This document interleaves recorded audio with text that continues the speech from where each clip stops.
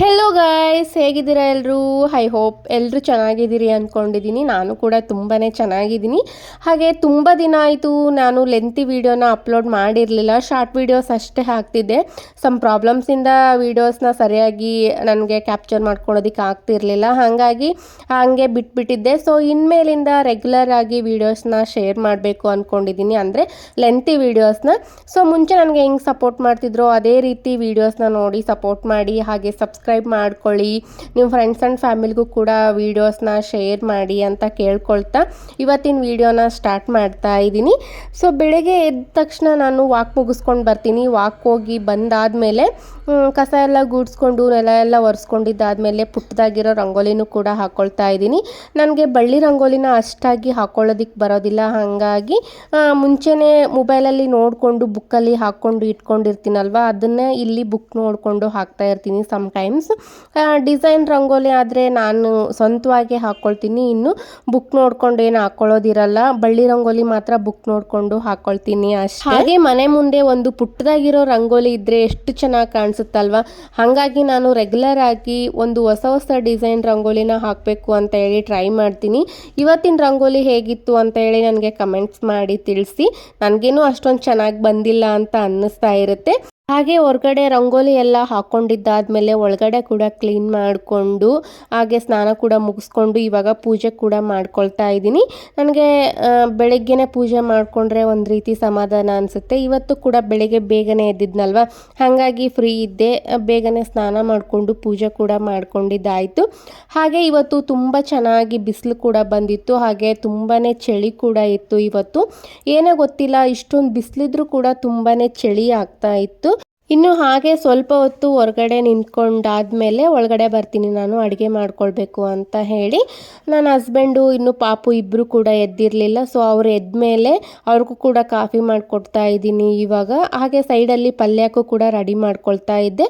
ಬೆಳಗಿನ ಜಾವ ತುಂಬಾ ಬ್ಯುಸಿ ಆಗಿರುತ್ತೆ ನನ್ನ ರೂಟೀನು. ಯಾಕಂದರೆ ಪಾಪು ಕೂಡ ಸ್ಕೂಲಿಗೆ ಹೋಗ್ತಾನಲ್ವ, ಹಾಗಾಗಿ ಅವನು ಹೋಗೋ ಅಷ್ಟರೊಳಗಡೆ ನಾನು ಕೂಡ ಬೇಗನೆ ರೊಟ್ಟಿ ಪಲ್ಯ ಎಲ್ಲ ಮಾಡ್ಕೊಳ್ಬೇಕಾಗತ್ತೆ. ಹಾಗಾಗಿ ತುಂಬಾ ಬಿಸಿಯಾಗಿರುತ್ತೆ. ಇವಾಗ ಕಾಫಿ ಕೂಡ ಕುಡ್ದಿದ್ದಾದ್ಮೇಲೆ ಅವನಿಗೂ ಕೂಡ ಸ್ನಾನ ಮಾಡಿಸಿ ಅವನು ಕೂಡ ರೆಡಿ ಮಾಡಿ ಊಟ ಮಾಡಿಸಿ ಲಂಚ್ ಬಾಕ್ಸು ಹಾಗೆ ಸ್ನ್ಯಾಕ್ಸ್ ಬಾಕ್ಸು ಎಲ್ಲ ಕಟ್ಟಿದ್ದಾದ್ಮೇಲೆ ಅವನು ಕೂಡ ಸ್ಕೂಲಿಗೆ ಕಳಿಸಿದ್ದಾಯಿತು.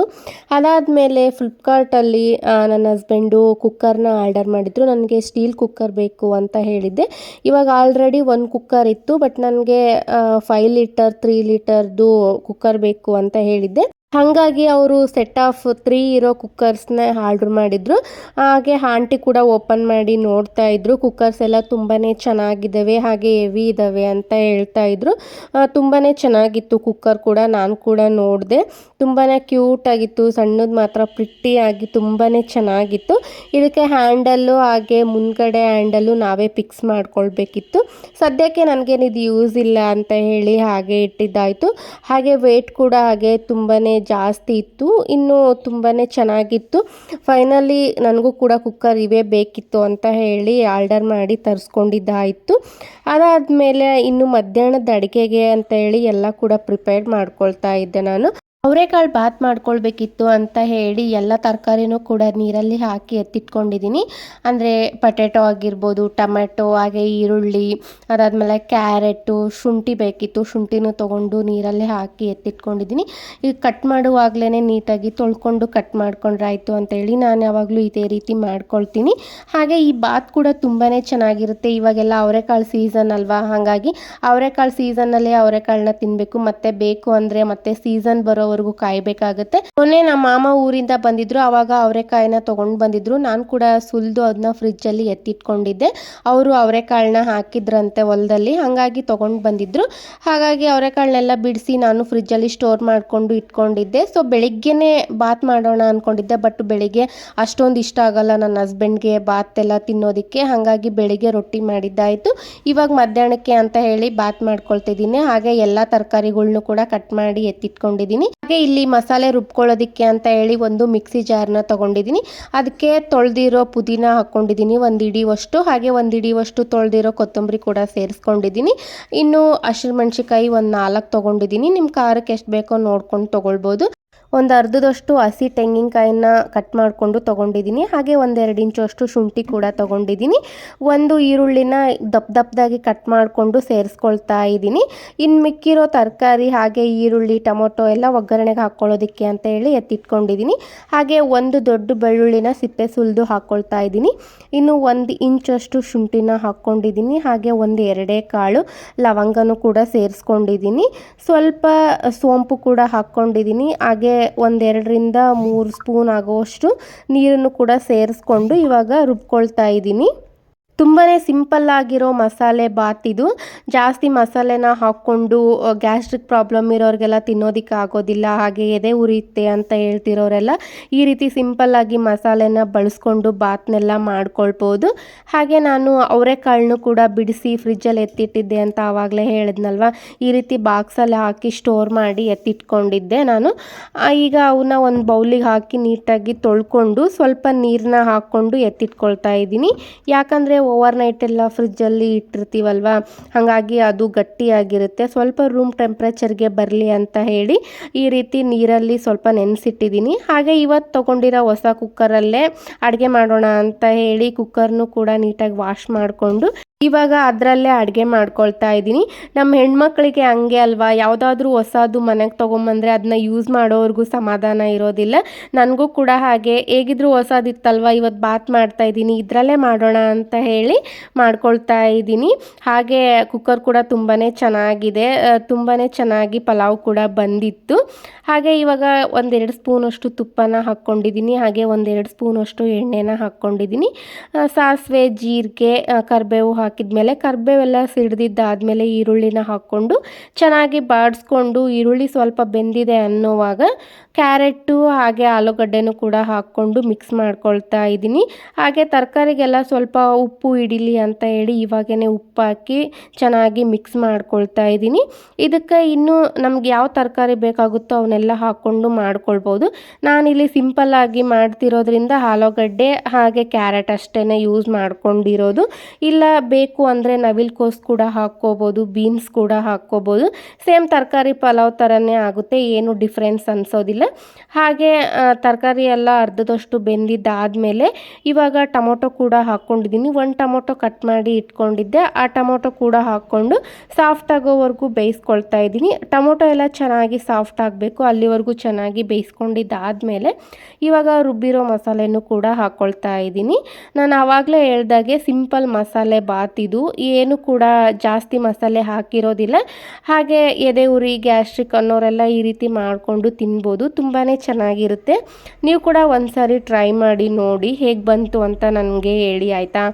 ಹಾಗೆ ಮಸಾಲೆ ಎಲ್ಲ ಹಾಕ್ಕೊಂಡಿದ್ದಾದಮೇಲೆ ಅದನ್ನು ಕೂಡ ಚೆನ್ನಾಗಿ ಹಸಿ ವಾಸನೆ ಎಲ್ಲ ಹೋಗೋವರೆಗೂ ಈ ರೀತಿ ಎಣ್ಣೆ ತೇಲ್ ಬರೋವರೆಗೂ ಚೆನ್ನಾಗಿ ಹುರ್ಕೊಳ್ತಾ ಇದ್ದೀನಿ. ಚೆನ್ನಾಗಿ ಹುರ್ಕೊಂಡಿದ್ದಾದಮೇಲೆ ಇವಾಗ ನೆನೆಸಿಟ್ಕೊಂಡಿರೋ ಅವರೆಕಾಳನ್ನು ಕೂಡ ಹಾಕ್ಕೊಳ್ತಾ ಇದ್ದೀನಿ. ಇದೇನು ಜಾಸ್ತಿ ಹೊತ್ತು ನೆನೆಸೋದು ಬೇಡ, ನಾವು ಒಂದು 10 ನಿಮಿಷ ಮುಂಚೆ ನೆನೆಸಿಟ್ರೆ ಆಯಿತು. ನಾನು ತರಕಾರಿ ಕಟ್ ಮಾಡಿಕೊಂಡು ಮಸಾಲೆ ರುಬ್ಕೊಂಡಿದ್ದಾದಮೇಲೆ ಕಾಳನ್ನ ನೆನೆಸಿಟ್ಟಿದ್ದು, ಸ್ವಲ್ಪ ರೂಮ್ ಟೆಂಪ್ರೇಚರಿಗೆ ಬರಲಿ ಅನ್ನೋ ಉದ್ದೇಶಕ್ಕಷ್ಟೇ ಈ ರೀತಿ ಮಾಡ್ಕೊಳ್ಳೋದು. ಇಲ್ಲ ಅಂದರೆ ನಾವು ತೊಳೆದು ಡೈರೆಕ್ಟಾಗಿ ಹಾಕ್ಕೋಬೋದು. ಅದಾದಮೇಲೆ ಸ್ವಲ್ಪ ಮಿಕ್ಸಿ ಜಾರ್ಗೂ ಕೂಡ ನೀರು ಹಾಕ್ಕೊಂಡು ಮಿಕ್ಸಿ ಜಾರ್ನು ಕೂಡ ತೊಳ್ಕೊಂಡು ಇವಾಗ ಆ ನೀರನ್ನು ಕೂಡ ಮಸಾಲೆಗೆ ಹಾಕ್ಕೊಳ್ತಾ ಇದ್ದೀನಿ. ಅದರಲ್ಲಿ ಎಕ್ಸ್ಟ್ರಾ ಮಸಾಲೆ ಇರುತ್ತಲ್ವ, ಹಾಗಾಗಿ ಅದನ್ನ ಯಾಕೆ ವೇಸ್ಟ್ ಮಾಡೋದು ಅಂತ ಅಷ್ಟೇ. ಒಂದು ಅರ್ಧ ಗಂಟೆ ಮುಂಚೆ ನಾನು ಬಾಸ್ಮತಿ ರೈಸ್ನು ಕೂಡ ನೆನೆಸಿ ಇಟ್ಟಿದ್ದೆ. ಈಗ ಬಾಸುಮತಿ ರೈಸ್ನು ಕೂಡ ಹಾಕ್ಕೊಂಡು ನಿಧಾನಕ್ಕೆ ಮಿಕ್ಸ್ ಮಾಡ್ಕೊಳ್ಬೇಕು. ಯಾಕಂದರೆ ನಾವು ನೆನೆಸಿಟ್ಟಿರ್ತೀವಲ್ವ ರೈಸು, ಅದು ಕಟ್ಟಾಗೋ ಚಾನ್ಸಸ್ ಜಾಸ್ತಿ ಇರುತ್ತೆ. ಇದು ಬಾಸುಮತಿ ರೈಸ್ ಆಗಿರೋದ್ರಿಂದ ಇನ್ನೂ ಡೆಲಿಕೇಟ್ ಆಗಿರುತ್ತೆ. ನಾವು ನಿಧಾನಕ್ಕೆ ಈ ರೀತಿ ನಾನು ಯಾವ ಥರ ಮಾಡ್ತಾಯಿದ್ದೀನಿ ನೋಡಿ ಮಿಕ್ಸು, ಆ ರೀತಿ ನಿಧಾನಕ್ಕೆ ಮಿಕ್ಸ್ ಮಾಡ್ಕೊಳ್ಬೇಕು.